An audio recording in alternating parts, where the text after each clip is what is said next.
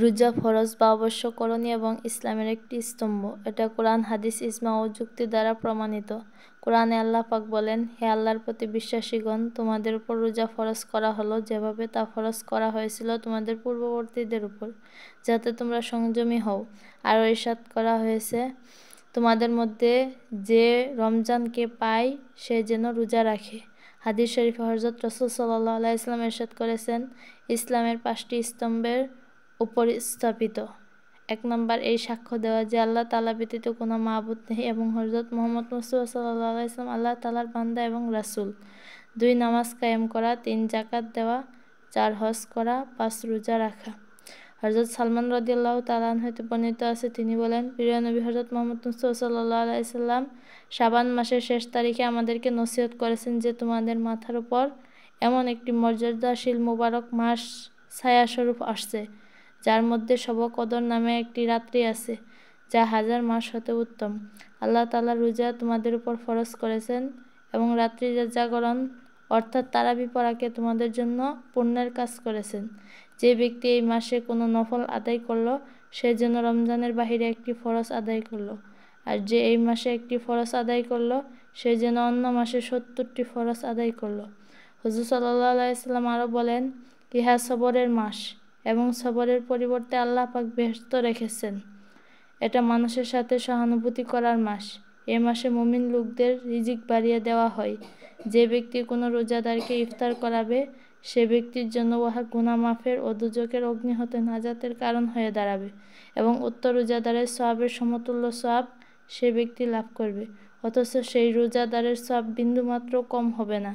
সাহাবারা জিজ্ঞাসা করলেন, হে নবী, আমাদের মধ্যে অনেকেরই এই সামর্থ্য নাই যে সে অপরকে ইফতার করাবে, অর্থাৎ পেট ভর্তি করে খাওয়াবে। হুজুর সাল্লাল্লাহু আলাইহি ওয়াসাল্লাম বললেন, পেট ভর্তি করে খাওয়ানো জরুরি নয়। যে ব্যক্তি কোনো রোজাদারকে একটি খেজুর দ্বারা ইফতার করাবে, আল্লাহ পাক তাকে উক্ত সওয়াব প্রদান করবেন। হুজুর সাল্লাল্লাহু আলাইহি ওয়াসাল্লাম আরও বলেন, তা এমন একটি মাস যার প্রথম দিকে আল্লাহর রহমত অবতীর্ণ হয়, দ্বিতীয় দিকে মাগফিরাত এবং তৃতীয় দিকে দুজক থেকে মুক্তি দেওয়া হয়। যে ব্যক্তি এই মাসে আপন গোলাম ও মজদুর হতে কাজের বোঝা হালকা করে দেয়, আল্লাহ পাক তাকে মাফ করে দিবেন এবং দুজকের অগ্নি হতে নাজাত দান করবেন। হুজুর সাল্লাল্লাহু আলাইহি ওয়াসাল্লাম আরও বলেন, 4 কাজ রমজান মাসে বেশি করে করবে। 2 কাজ আল্লাহর সন্তুষ্টির জন্য এবং 2 কাজ যা না করে তোমাদের উপায় নেই। প্রথম এই যে কালিমায়ে তয়্যিবা ও ইস্তেগফার বেশি বেশি করে পড়বে। দ্বিতীয় 2 কাজ এই যে আল্লাহর নিকট বেহেশতের প্রার্থনা করবে এবং দুজক হতে পানা চাইবে। যে ব্যক্তি এই মাসে কোনো রোজাদারকে পানি পান করাবে, আল্লাহ পাক কিয়ামতের দিন তাকে আমার হাউজে কাউসার হতে এরকম পানি পান করাবে, যার পর বেহেশতে প্রবেশ পর্যন্ত আর তিতাস হবে না। হযরত আবু হুরায়রা রাদিয়াল্লাহু তাআলা আনহু হতে বর্ণিত, তিনি বলেন, যখন রমজান মাস আসে আসমানের দরজাসমূহ খুলে দেওয়া হয়। হযরত সাহল ইবনে সাদ রাদিয়াল্লাহু তাআলা আনহু হতে বর্ণিত, তিনি বলেন, রাসূল সাল্লাল্লাহু আলাইহি ওয়াসাল্লাম ইরশাদ করেছেন, বেহেশতের 8টি দরজা রয়েছে, তার মধ্যে একটি দরজার নাম রায়্যান। রোজাদার ব্যতীত ওই দরজা দিয়ে আর কেউ প্রবেশ করতে পারবে না। হযরত আবু হুরায়রা রাদিয়াল্লাহু তাআলা আনহু হতে বর্ণিত, রাসূল সাল্লাল্লাহু আলাইহি ওয়াসাল্লাম ইরশাদ করেছেন, যে ঈমানের সাথে ও সওয়াবের নিয়তে রমজানের রোজা রাখবে, তার পূর্বের সগীরা গুনাহসমূহ মাফ করা হবে, এবং সে ঈমানের সাথে এবং সওয়াবের নিয়তে রমজানের রাত্রি ইবাদতে কাটাবে, তার পূর্বের গুনাহসমূহ মাফ করা হবে।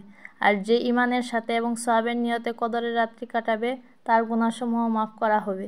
হযরত আবু হুরায়রা রাদিয়াল্লাহু তাআলা আনহু হতে বর্ণিত, রাসূল সাল্লাল্লাহু আলাইহি ওয়াসাল্লাম ইরশাদ করেছেন, আল্লাহ তাআলা বলেন, মানব সন্তানের নেক আমল বাড়ানো হয়ে থাকে প্রত্যেক নেক আমল 10 গুণ থেকে 700 গুণ পর্যন্ত, কেবল রোজা ব্যতীত, কারণ রোজা আমার জন্যই এবং আমি তার প্রতিফল দান করব।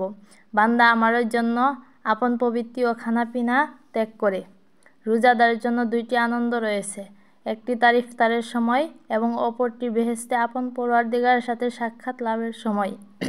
নিশ্চয়ই রোজাদারের মুখের গন্ধ আল্লাহর নিকট মিশকের খুশবু অপেক্ষা অধিক সুগন্ধময়।